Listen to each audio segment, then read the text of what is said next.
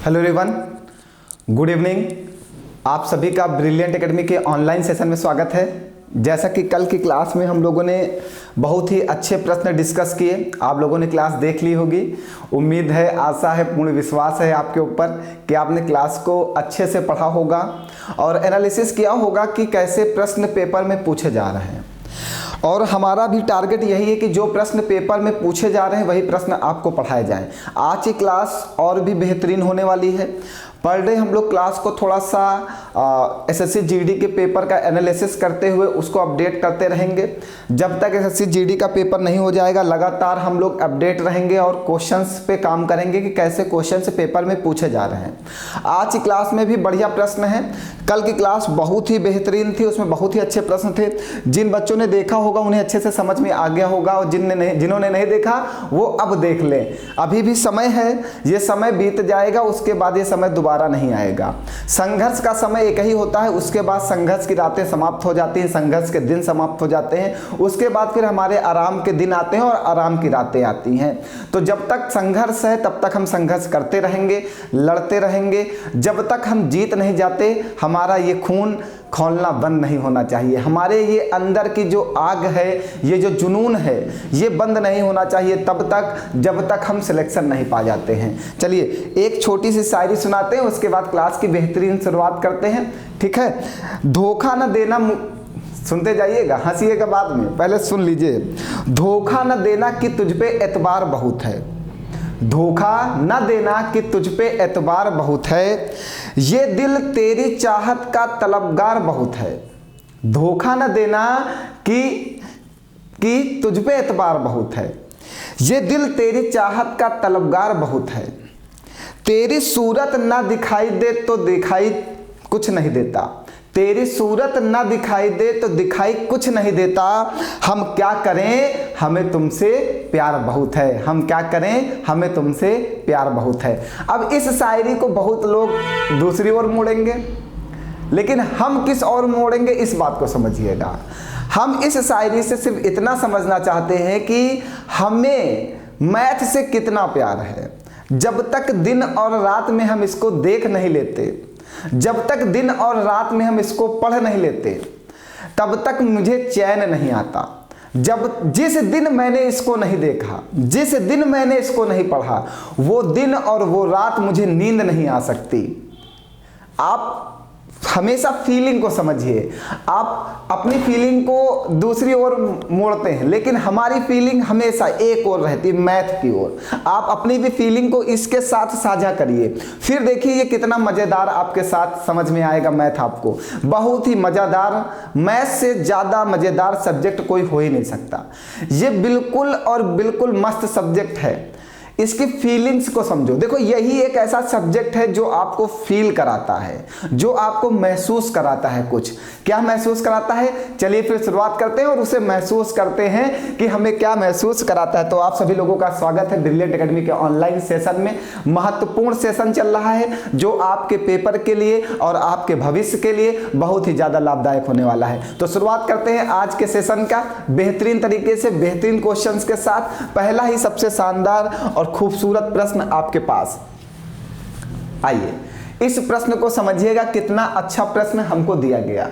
ठीक है, कह रहा है जब इतनी संख्या को, किसको, जब इतनी संख्या को 312 से भाग दिया जाता है तो भागफल कितना आता है, 168। किसको, जब 52416 को 3112 से भाग दिया जाता है तो भागफल कितना आ जाता है, 168 आ जाता है। यही तो कहा जब इस संख्या को 312 से भाग दिया जाता है तो भागफल इतना आता है। ठीक है, फिर क्या कह रहा है, तो इसको इससे भाग देने पर कितना भागफल आएगा, तो किसको, तब 52.416 को 0.0168 से भाग दिया जाए तो भागफल क्या आएगा, आपसे ये पूछा है। अब समझिएगा भैया, एक बात को और समझिएगा, इसी चीज को यहां पे समझना। इस वाले को हम और क्या लिख सकते हैं, हम ये लिख दें कि जब 52416 इस 168 को इसके नीचे भेज दें, 168 से भाग दिया जाता है और 312 को यहां भेज दें तो भागफल 312 आता है। ये भी तो कह सकते हैं, बिल्कुल कह सकते हैं। कह सकते हैं कि नहीं कह सकते हैं? हमने क्या किया, 168 को यहाँ अपॉन में भेज दिया और 312 को यहाँ पे भेज दिया। हमने अब कहा कि जब 52416 को 168 से भाग दिया जाता है तो भागफल 312 आता है। इसको हमने ये रूप इसलिए दिया क्योंकि इसका रूप देखिए कुछ ऐसा ही है, ये यही लिखा हुआ है। इसमें क्या किया गया, इसमें 3 अंक पहले दशमलव लगाया गया और इसमें 4 अंक पहले दशमलव लगाया गया। अब सुनिएगा, मतलब जब इसको इससे भाग दोगे तो 312 तो आना ही आना है, 312 तो आना ही आना है क्योंकि ये यही रूप है। अभी दशमलव पे ध्यान मत दीजिएगा, तो ये यही रूप है कि नहीं है, है ना। अब यहाँ पे 3 अंक पहले दशमलव है, यहाँ पे 4 अंक पहले दशमलव है, तो ऊपर 1 अंक पहले दशमलव ज्यादा जाएगा। मतलब अगर यहाँ से दशमलव हटाते हो तो यहाँ पे 4 जीरो बढ़ेंगे, जब यहाँ से दशमलव हटाओगे तो नीचे 3 जीरो बढ़ेंगे।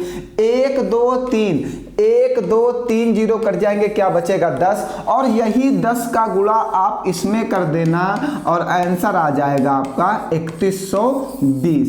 3120 ऑप्शन में ये देखिए, ये सबसे शानदार मेथड, सबसे अच्छा प्रश्न। अब आप अगर पेपर में इसको इससे भाग दोगे तो आपका बहुत सारा समय वेस्ट होगा, तो हमें इसको इस रूप में मॉडरेट करके अपने रूप में अपने अनुसार उसकी फीलिंग को समझते हुए क्वेश्चन को हम लोग सेट करेंगे और सॉल्व करेंगे। बहुत ही अच्छा हाई कोर्ट स्टेनोग्राफर 2023 के पेपर में आया हुआ प्रश्न है। ऐसे ही पेपर एसएससी जीडी इस बार सेट करेगा, बिल्कुल निश्चित। मैं बता रहा हूं, जितना मैं बताता जाऊं आप उतना पढ़ते जाइए। आप समझिए कि ये जो 10 का डोज है ये आपके लिए सबसे शानदार डोज है। जैसे कोरोना का डोज आया, कोरोना की बीमारी खत्म हो गई, वैसे ही मैथ का डोज आया है, मैथ की बीमारी भी समाप्त होगी। कोरोना का डोज आने के बाद कोरोना की बीमारी समाप्त हुई, मैथ का डोज आने के बाद मैथ की बीमारी समाप्त होगी। हर एक बच्चे की मैथ की समस्या का सॉल्व हमारे द्वारा किया जाएगा। आप निश्चिंत रहो, आपको किसी भी प्रकार की कोई भी प्रॉब्लम मैं नहीं आने दूंगा, ठीक है। ये डोज आपके लिए सिलेक्शन का डोज है। इस सिलेक्शन के डोज को हमेशा पर डे रात में 8 बजे जरूर लो, उसके बाद आप देखो कि आपको कितनी आसानी से सिलेक्शन मिलेगा। चलिए अगला प्रश्न ले आइए, अगला प्रश्न लेते हैं। ये भी एक अच्छा प्रश्न, हाई कोर्ट स्टेनोग्राफर का बहुत ही अच्छा प्रश्न है। उसने कहा है कि @ का जो वैल्यू है वो क्या है, P का 30%, 30/100 लिख दीजिए डायरेक्ट इसे, प्लस Q का 60%, Q गुणे 60/100, परसेंट का चिन्ह हटाते हैं, नीचे 100 लगाते हैं। ये @ की वैल्यू है। और डेल्टा की वैल्यू क्या है, डेल्टा की वैल्यू है P का 40%, परसेंट का चिन्ह हटाएंगे, नीचे 100 लगाएंगे बेटा, प्लस Q का 25%, परसेंट का चिन्ह हटाएंगे, नीचे 100 लगाएंगे, ठीक है। अब कह रहा है जहां P Q से बड़ा है, P is greater than Q है, मतलब P का मान Q से बड़ा होगा। उपयुक्त तथ्यों के दृष्टिगत निम्नांकित में से कौन सा कथन सही है, तो इसमें से कौन सा कथन सही है आपको ये बताना है, ठीक है। हमने पहले उसने जो इक्वेशन दी है, हमने उस इक्वेशन को अपने अनुसार कैलकुलेट कर लिया है। अब देखिएगा इसको हम क्या लिख सकते हैं, @ को यहां पे 100 एलसीएम ले लीजिए तो ये बनेगा 30P प्लस का 60Q, ठीक। यहां पे 100 एलसीएम ले लीजिए, डेल्टा वाले में 100 एलसीएम ले लीजिए। देखिए 100 से 100 कटेगा तो 30P बचेगा, 100 से 100 कटेगा 60Q बचेगा। यहां पे 100 से 100 कटेगा तो 40P बचेगा, प्लस का 100 से 100 कटेगा 25Q बचेगा। जब तक हमारे पास P और Q की वैल्यू नहीं आएगी तब तक हम इसको किसी भी प्रकार कंपेयर नहीं कर सकते हैं। तो P और Q की वैल्यू हम लेंगे कैसे, उसने कहा P is greater than Q है, P का मान Q से बड़ा है, तो हमने कहा P का मान 2 है और Q का मान 1 है, बड़ा हो गया। P is greater than Q, तो P का मान 2 और Q का मान 1 यहाँ पे पुट करेंगे। तो जब P का मान इसमें 2 रखोगे, सुनते जाइएगा, तो 30 दूनी 60 बनेगा, और Q का मान 1 रखोगे तो 60 × 60 बटे में 100 बनेगा। और 60 60 120 बटे में 100 बनेगा।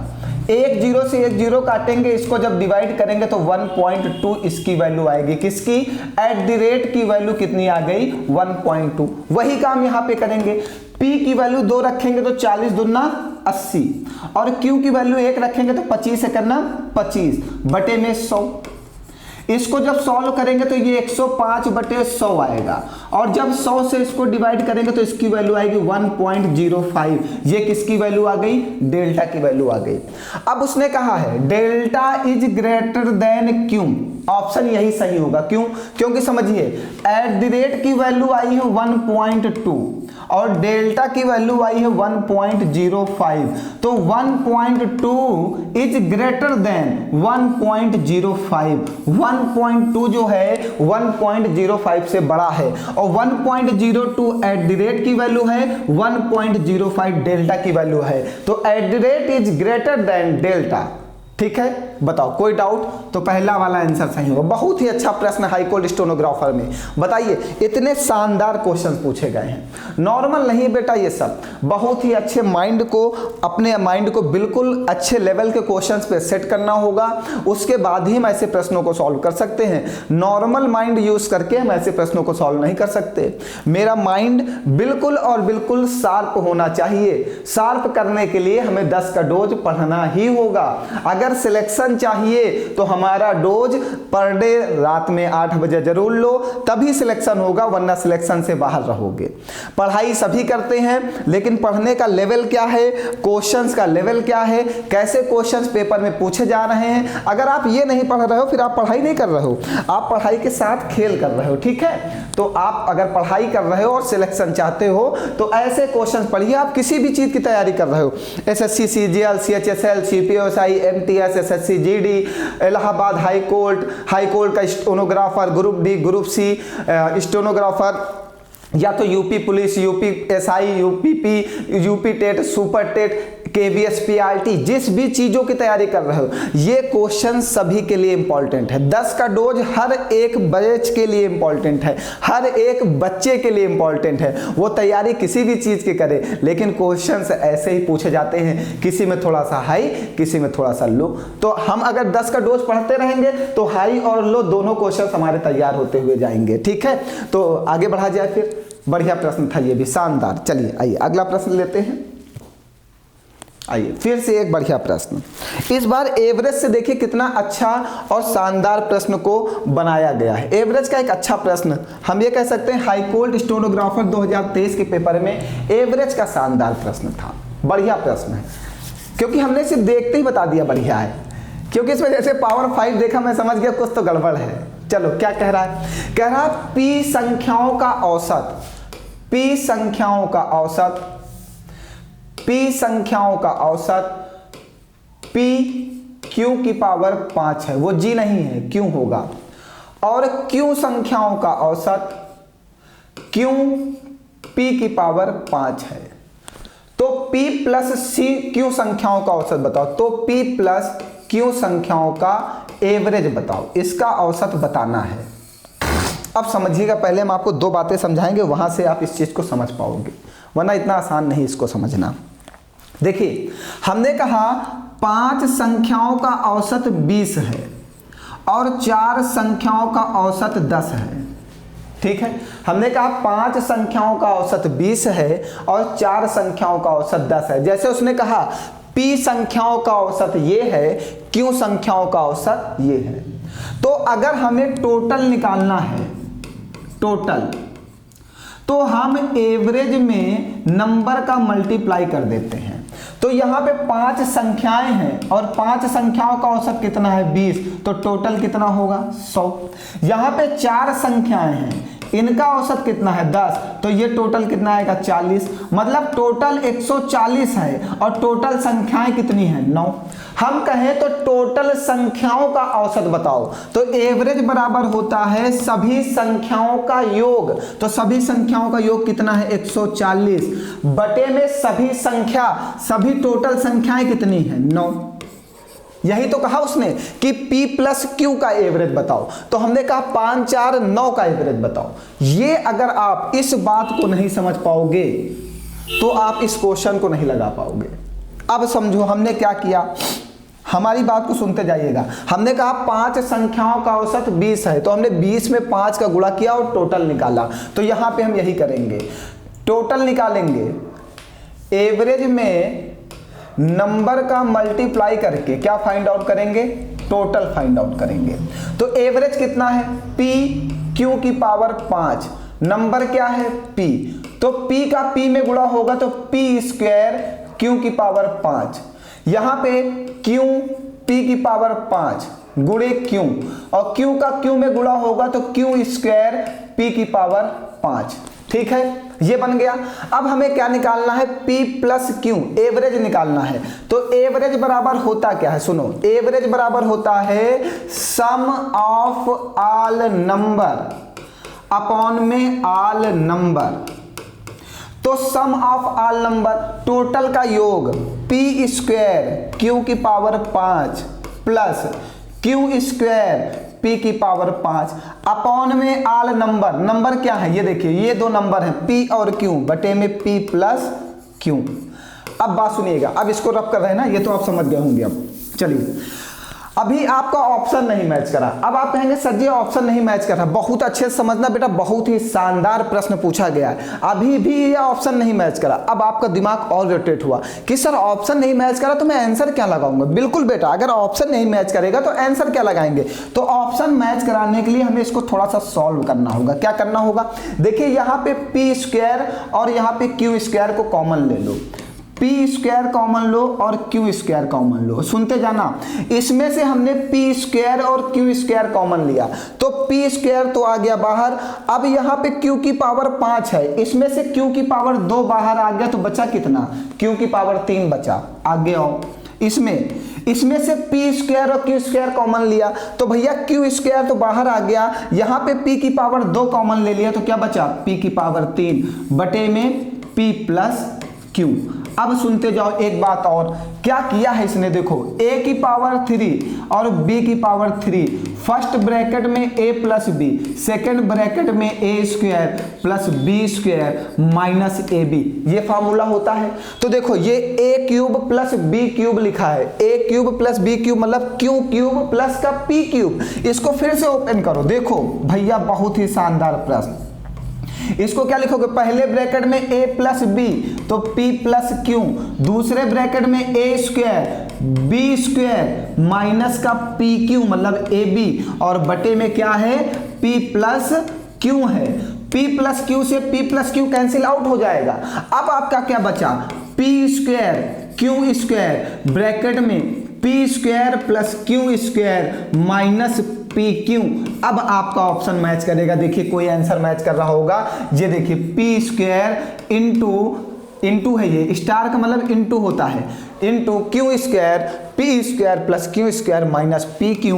बहुत ही शानदार प्रश्न है भैया, तैयारी जबरदस्त होगी, शानदार होगी, मेहनत से होगी, संघर्ष से होगी, तभी हम ऐसे प्रश्नों को सॉल्व कर पाएंगे, वरना हम क्वेश्चन छोड़ के आएंगे। और मैं दिखा रहा हूं कि क्वेश्चन आया कहां, हाई कोर्ट स्टेनोग्राफर 2023 के पेपर में प्रश्न आया है, मतलब पेपर का लेवल बढ़ चुके हैं। हमने कल भी एक बात बताई कि कभी भी पुराने चाबियों से नए दरवाजे के ताले नहीं खोले जा सकते, मतलब पुरानी तैयारी से नए पेपर नहीं निकाले जा सकते। अगर आपको नए पेपर, अपडेटेड पेपर निकालने हैं तो हमें नई और बेहतरीन तैयारी करनी होगी, एक शानदार तैयारी करनी होगी। बिना शानदार तैयारी के आप पेपर नहीं निकाल सकते। इसलिए अपने आप को अपडेट रखो, अप टू डेट पढ़ाई करो, निश्चित रोज ही निश्चित कर लो कि ऐसे लोगों से पढ़ोगे जो अच्छे प्रश्न और नए प्रश्न जो पेपर में आए हुए प्रश्नों को पढ़ाते हैं। मैं ये नहीं कहता कि आप मुझसे पढ़ो, अगर आपको लगता है कि मैं सही क्वेश्चंस पढ़ा रहा हूं तो आप मुझसे पढ़ो, अगर आपको लगता है मैं सही क्वेश्चन नहीं पढ़ा रहा हूं तो आप मुझसे मत पढ़ो, आप उसी से पढ़ो जो आपको सही पढ़ा रहा हो।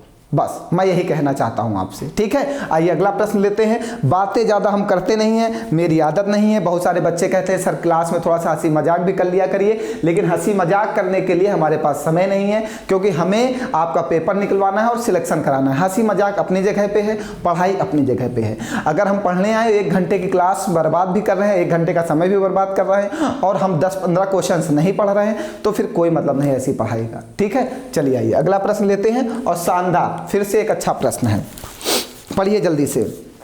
कह रहा है 8 सेंटीमीटर के समबाहु त्रिभुज की भुजाओं के मध्य बिंदुओं को मिलाकर निर्मित त्रिभुज का क्षेत्रफल एट द रेट है।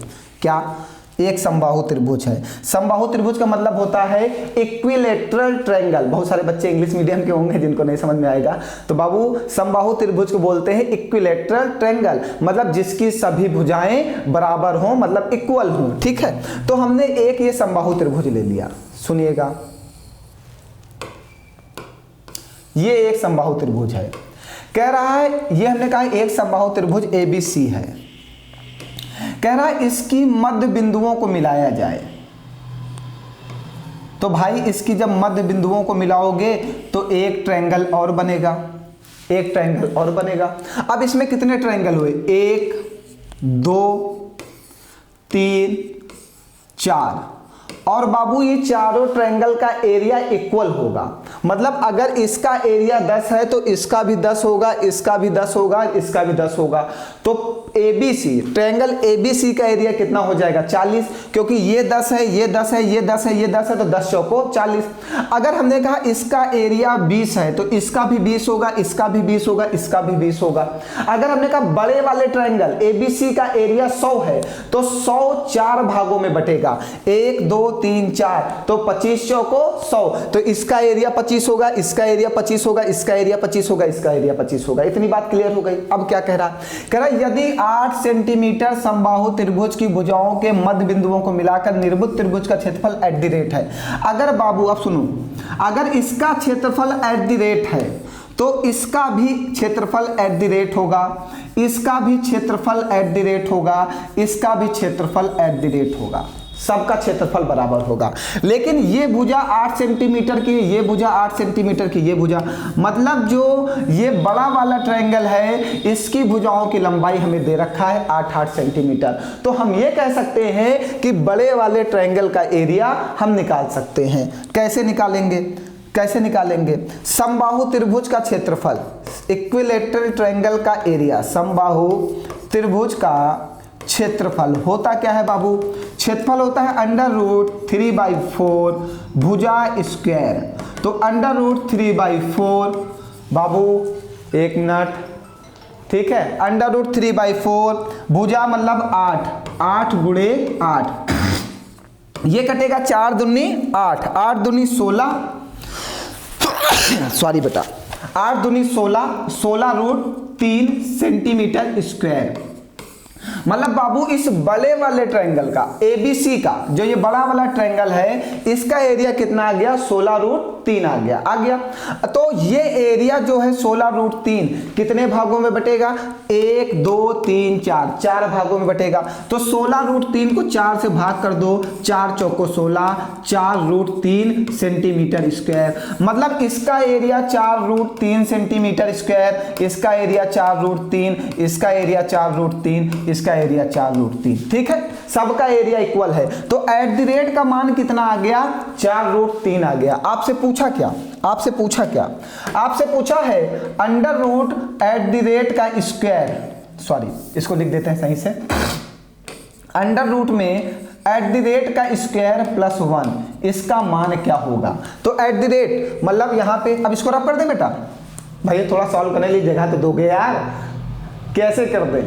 हाँ, एट द रेट की वैल्यू कितनी है? 4√3 का होल स्क्वायर है, प्लस का 1 है, ठीक है, ये अंडर रूट में है। चलिए अंडर रूट में आगे लिखते हैं, 4 का स्क्वायर 16 और अंडर रूट 3 का स्क्वायर 3, तो 16 3 48 और एक ये 49, तो 49 किसका स्क्वायर है बेटा? 7 का, तो आंसर कितना आ गया? 7। हाई कोर्ट स्टेनोग्राफर का ये भी बहुत ही अच्छा प्रश्न था, ये भी हाई कोर्ट स्टेनोग्राफर 2023 का बेहतरीन प्रश्न। एसएससी जीडी ऐसे प्रश्न पूछेगा पूछेगा पूछेगा, गारंटी है हमारी, ठीक है। मेहनत के साथ पढ़ाई करो, शानदार सफलता मिलेगी आपको। चलिए जल्दी से नोट करिए, फटाफट नोट करिए सभी लोग।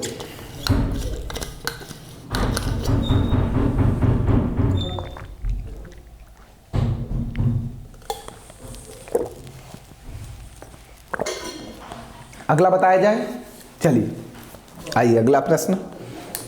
यदि किसी घनाभ की सभी विमाएं 100% बढ़ा दी जाए तो घनाभ के आयतन में कितने प्रतिशत वृद्धि होगी? भाई एक घनाभ है, घनाभ मीन्स होता है क्यूबाइड, ठीक है। इंग्लिश में 1-2 प्रश्न नहीं लिखे गए, इसके लिए हम माफी चाहते हैं आपसे। ये एक क्यूबाइड है, कह रहा है इसकी सभी भुजाओं को 100% बढ़ा दिया जाए तो इसका आयतन कितने प्रतिशत बढ़ जाएगा? अब पहली बात, इसका वॉल्यूम होता क्या है? वॉल्यूम होता है L into B into H. विमाएं मतलब भुजाएं, विमाएं मतलब भुजाएं। अच्छा इंग्लिश में लिखा है, अरे यार मैंने ध्यान ही नहीं दिया, फर्जी में इंग्लिश बोल रहे थे, ठीक। लिखा है if all the dimensions of a cuboid are increased by 100% then by what the percent does the volume by cuboid increase. मतलब अगर घनाभ की सभी भुजाओं को 100% बढ़ा दिया जाए तो उसके आयतन में कितने प्रतिशत की वृद्धि हो जाएगी? मतलब L को भी 100% बढ़ा दिया जाए, B को भी 100% बढ़ा दिया जाए और H को भी 100% बढ़ा दिया जाए, ठीक। तो ये 2 तरीके से लगा सकते हैं। L को 100% बढ़ाया, B को 100% बढ़ाया और C को 100% बढ़ाया, अरे यार H को 100% बढ़ाया, ABC याद आ रहा है, ठीक। तो इसके लिए एक मैं फॉर्मूला लिखता हूं, ठीक है, प्रतिशत वृद्धि का A plus B plus C plus का AB प्लस का BC प्लस का CA बटे में 100 प्लस का ABC बटे में 100 गुणे 100, ठीक है। एक ये मेथड है, इससे भी लगा सकते हो, लगा सकते हो। और भी मेथड है बहुत सारे, बता दूंगा, अभी रुके रहो, धैर्य बनाओ। दूसरा मेथड भी बता दूंगा, तीसरा मेथड भी बता दूंगा, चौथा मेथड बता दूंगा, लेकिन ये मेथड आसान है। अब देखिए यहाँ पे L मतलब A, B मतलब, अच्छा हाँ, B मतलब B और H मतलब C, तो 100 प्लस 100 प्लस 100 मतलब 300, मैं डायरेक्ट लिख रहा हूँ, प्लस AB मतलब इसका और इसका गुणा, 100 का गुणा 10,000, फिर 10,000, फिर 10,000 बटे में 100, फिर आओ आगे आओ, आगे आओ जल्दी से, फिर प्लस का 100 गुणे 100 गुणे 100 बटे में 100 गुणे 100।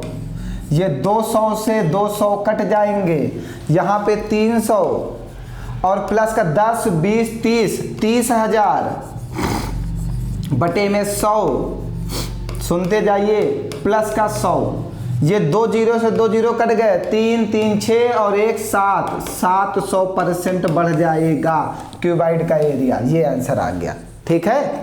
तो इस फार्मूले को याद रखिएगा, ये फार्मूला आपका नेट सीआई में भी काम देता है, इसलिए इस फार्मूले को याद कर लो। ये यहाँ भी काम देगा, ये घनाभ में काम देता है, घन में काम देता है, बेलन में काम देगा, प्रिज्म में काम देगा, पिरामिड में काम देगा, और प्लस नेट सीआई चक्रवृद्धि ब्याज में काम देगा। जब वो कहेगा कि पहले वर्ष 10% बढ़ाया गया, दूसरे वर्ष 20% बढ़ाया गया, तीसरे वर्ष 30% बढ़ाया गया, तो नेट सीआई बताइए, तब यही फार्मूला लगता है बेटा, ठीक है। तो इस फार्मूले को याद कर लो आज ही, इसको भूलना नहीं है। चलिए आगे बढ़ा जाए, तो आंसर कितना आ गया? 700। ये आसान प्रश्न था, लेकिन ये भी प्रश्न पूछा गया इससे पहले, बहुत बार पूछा गया, एसएससी में तो बहुत बार ये पूछा गया, तो ये फिर से पूछा जाएगा। ये आसान प्रश्न है, बार बार पूछा जाता है। आइए अगले प्रश्न की ओर बढ़ते हैं। वाओ, आहा, आप बताइए क्या कह रहा है? कह रहा कोई दुग्ध विक्रेता दुग्ध की किसी मात्रा में पानी मिलाता है, दुग्ध को लागत मूल्य पर बेचकर 10% मुनाफा अर्जित करने के लिए उसे दुग्ध में किस अनुपात में पानी मिलाना चाहिए? एक दूध वाला है, वो अपने दूध में पानी मिलाना चाहता है और चाहता है कि किस अनुपात में पानी मिला दे कि हमें 10% का लाभ हो जाए, बस यही चाहता है। तो इसके लिए मैं एक छोटा सा एक मेथड लिखे दे रहा हूँ, इसको ध्यान रखना। दूध बटे में पानी इक्वल टू 100 बटे में लाभ प्रतिशत।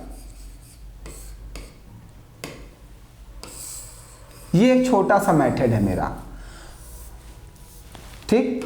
तो आपको बताना है रेशियो किसका, मिल्क और वाटर का, इक्वल टू 100 अपॉन में कितने परसेंट का लाभ होता है, 10% का मुनाफा। तो 10 एकड़ नम 10, 10 दहाम 100, मतलब मिल्क और वाटर का अगर रेशियो बनाओगे तो रेशियो बनेगा 10:1। अगर वाटर और मिल्क का रेशियो बनाओगे तो रेशियो बनेगा 1:10। तो ऑप्शन में देखिएगा उसने कहा है पानी में कितना दूध मिलाया जाए ना, दूध में किस अनुपात में पानी मिलाया जाए। तो दूध में इस अनुपात में पानी मिलाया जाए 1:10 के अनुपात में, ठीक है। तो इस मेथड को ध्यान रखना, ये बहुत छोटा सा मेथड है हमारा, बहुत ही शानदार मेथड भी है। इससे इसको याद रखना और इससे तुरंत प्रश्न लग जाएगा, ठीक है। जब तक बेटा मैं पूरा चैप्टर नहीं पढ़ाऊंगा तब तक एक बात तो क्लियर नहीं कर सकता ना। तो मिक्सचर और एलिगेशन का ये टॉपिक है, वो चैप्टर अगर आपने पढ़ रखा तो आपको क्लियर भी होगा कि कैसे आंसर आ रहा है ना। तो यहाँ पे रेशियो बनेगा 1:10 का रेशियो बनेगा। आइए आगे बढ़ा जाए। फिर से एक मिक्सचर का ही प्रश्न है, ये भी मिक्सचर और एलिगेशन का ही प्रश्न है, एसएससी जीडी 2022 के पेपर में आया हुआ प्रश्न है। चलिए क्या कह रहा है, 2 पात्रों में दूध और पानी के मिश्रण 3:2 और 6:5 के अनुपात में भरे हैं।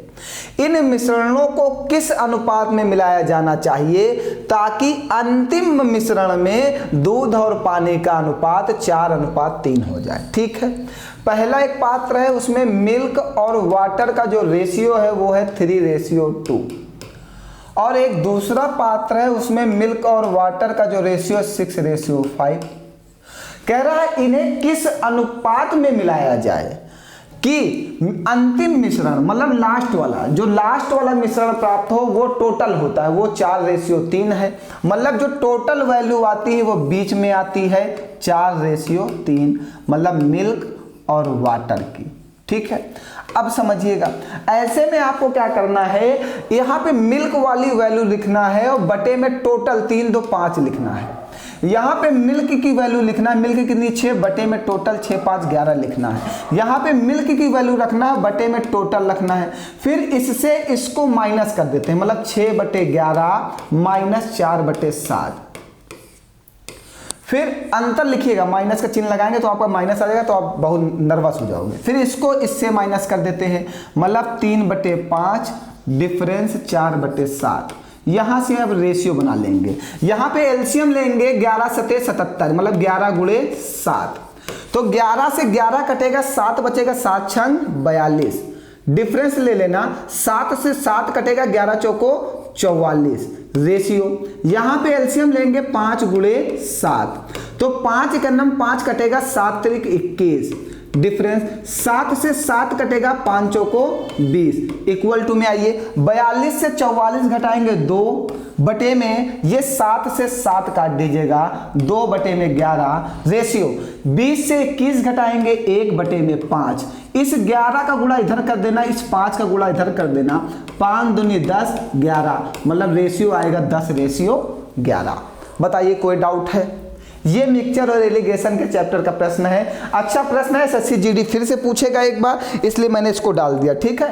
बहुत ही शानदार, लाजवाब, फंटास्टिक प्रश्न। ऐसे प्रश्न जरूर एसएससी जीडी पूछेगा। एसएससी जीडी ही नहीं, SSC CGL, SSC CGL mains, CPO SI, MTS, कोई भी आप पेपर देने जाते हो तो ऐसे प्रश्न आपको जरूर मिलेंगे, नो डाउट। आगे बढ़ा जाए, चलिए आगे बढ़ते हैं।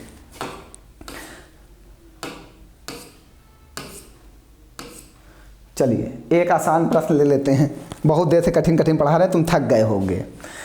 अब ये प्रश्न जो है नंबर सिस्टम का है, ये प्रश्न नंबर सिस्टम का है और इसमें लिखा है 0.001 0.4777 डैश डैश डैश डैश। भैया ये है रिकरिंग डेसिमल नंबर सिस्टम का चैप्टर है, हमने ऑनलाइन में पढ़ा रखा है, रिकरिंग डेसिमल नंबर सिस्टम का चैप्टर है, ठीक है। तो इसमें क्या होता है, जो संख्या कंटिन्यू रिपीट होती है, जैसे 777, जो संख्या लगातार रिपीट हो, कंटिन्यू रिपीट हो, तो उस संख्या के रिपीटिशन को, उस संख्या के कंटिन्यूटी को रोकने के लिए उस संख्या के ऊपर बार का चिन्ह लगाते हैं। जैसे इसको लिख सकते हैं 0.47 बार। अब इसको सॉल्व कैसे करेंगे, अब नियम क्या होता है, नियम मैं बता दे रहा हूं, बस आप ध्यान रखिएगा, उसके आगे तो पूरा चैप्टर पढ़ना होगा। जितनी संख्या के ऊपर बार होता है नीचे उतनी बार 9 लिखते हैं, जितनी संख्या के ऊपर बार होगा नीचे उतनी बार 9 लिखेंगे, जितनी संख्या के ऊपर बार नहीं होगा नीचे उतनी बार 0 लिखेंगे। तो एक संख्या के ऊपर बार नहीं तो एक बार 0 लिखेंगे।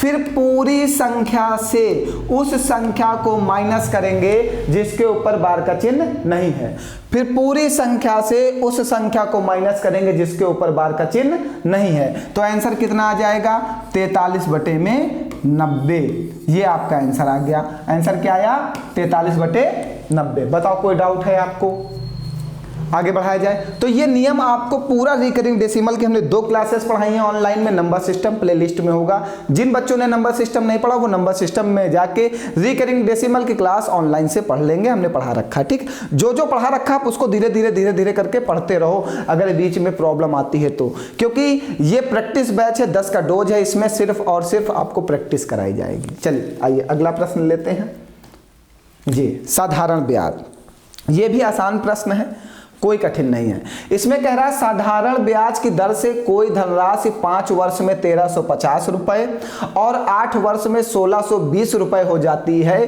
तो वह धनराशि कितनी है। भैया जब भी कहे हो जाती है, मैं आज 101 बार बताने जा रहा हूं, जब भी वो कहे हो जाती है तो वो अमाउंट बन जाता है। जब भी वो कहे कि यह धनराशि इतनी हो जाती है तो वो क्या बन जाता है, अमाउंट बन जाता है। तो समझिएगा 8 वर्ष में कितनी हो जाती है, 1620 हो जाती है। 5 वर्ष में कितनी हो जाती है, 1350 हो जाती है, ठीक है। 8 वर्ष में 1620 हो जाती है और 5 वर्ष में 1350 हो जाती है।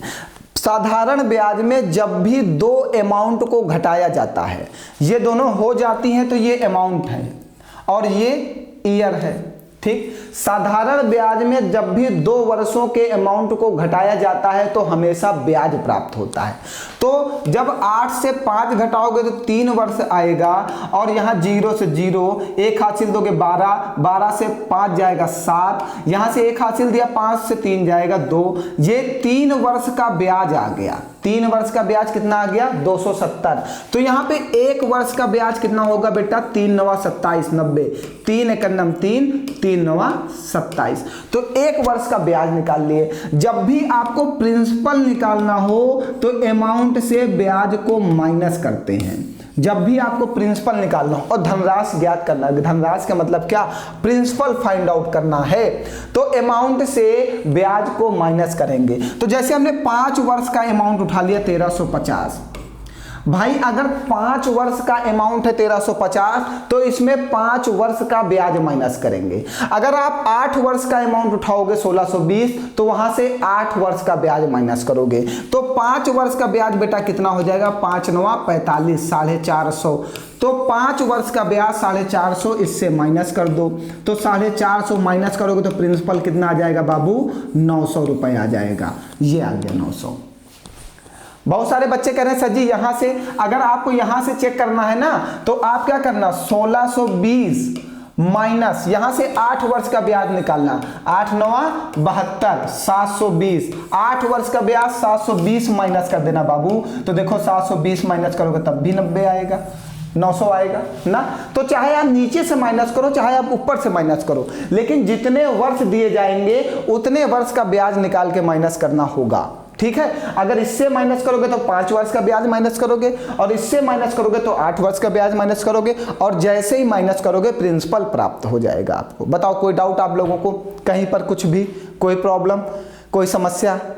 चलिए आइए एक प्रश्न और बहुत अच्छा है वो बता देते हैं। एक बच्चे का भेजा हुआ प्रश्न है हमारे पास, ये ये प्रश्न एसएससी के पेपर में आया हुआ है। मैं थोड़ा सा पानी पीता हूँ, तब तक आप इसको एक बार पढ़ो, ये बढ़िया प्रश्न है।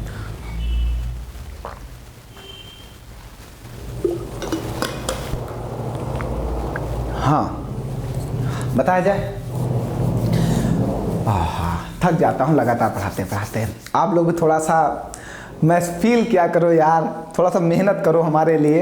अगर सफलता चाहिए तो थोड़ी सी तो मेहनत करनी ही होगी ना। एक बार लाइक शेयर कमेंट जरूर किया करो आप लोग, थोड़ा सा। अच्छा चलो एक शायरी पहले ना।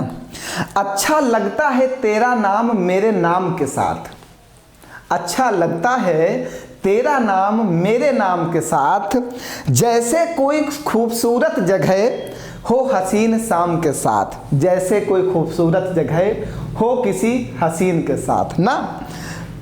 कितना प्यारा है, कितनी अच्छी है ना, मज़ा आ गया। मेरे तो मतलब मेरे तो अंदर तक ये फील कर गया, ये वाला बिल्कुल शानदार तरीके से फील किया है। अच्छा लगता है तेरा नाम मेरे नाम के साथ, जैसे कोई खूबसूरत जगह हो हसीन शाम के साथ। वाह वाह, एक आध तुम भी लोग सुना दिया करो, कभी कभार एक आध सुना दिया करो, थोड़ा सा अच्छा लगे।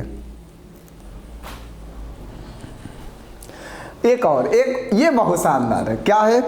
आज खुदा ने मुझसे कहा, आज खुदा ने मुझसे कहा भुला क्यों नहीं देते हो उसे, आज खुदा ने मुझसे कहा भुला क्यों नहीं देते हो उसे। मैंने कहा इतनी फिक्र है मेरी, मैंने कहा इतनी फिक्र है मेरी तो मिला क्यों नहीं देते हो मुझे, इतनी फिक्र है मेरी तो मिला क्यों नहीं देते हो मुझे। अगर इतनी फिक्र है मेरी तो मुझे उससे मिला क्यों नहीं देते हो ना।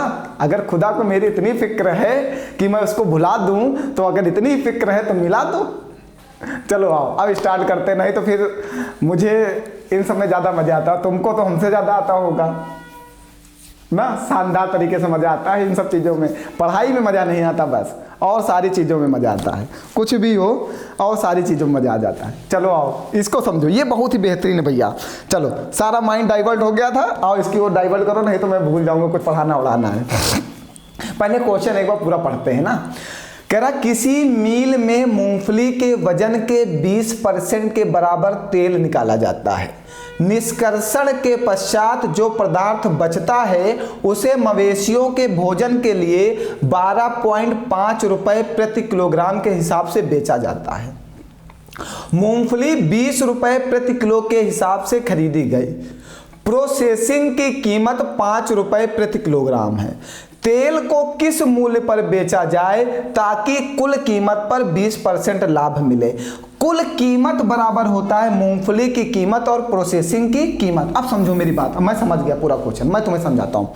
आप क्या करते हो, आप मूंगफली खरीदने जाते हो और मूंगफली खरीदते हो 20 रुपये प्रति किलो और 5 रुपये प्रति किलो भाड़ा देते हो उसे अपनी मेल तक लाने के लिए। तो मतलब आपको मूंगफली कितने रुपए प्रति किलो पड़ी? 25 रुपये प्रति किलो पड़ी। जो प्रोसेसिंग की कीमत है 5 रुपये प्रति किलो, हम उसको कह रहे हैं कि जो प्रोसेसिंग की कीमत है, मतलब जो प्राइस, प्रोसेसिंग मतलब होता है जैसे गेहूं लेके गए तो गेहूं जब वो पीसता है तो 2 रुपए किलो 3 रुपए किलो गेहूं लेता नहीं। जैसे आप सरसों लेके गए, उसने आप मंदिर सरसों नहीं लेके गए, आपने कहा मुझे 1 किलो तेल चाहिए।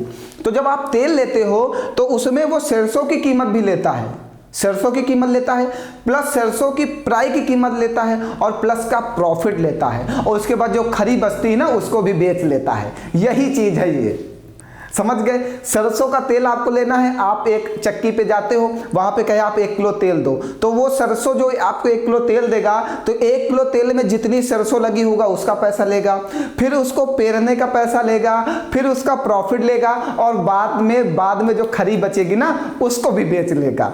तो यही चीज ये क्वेश्चन है, यही प्रश्न है। अब समझो इसको।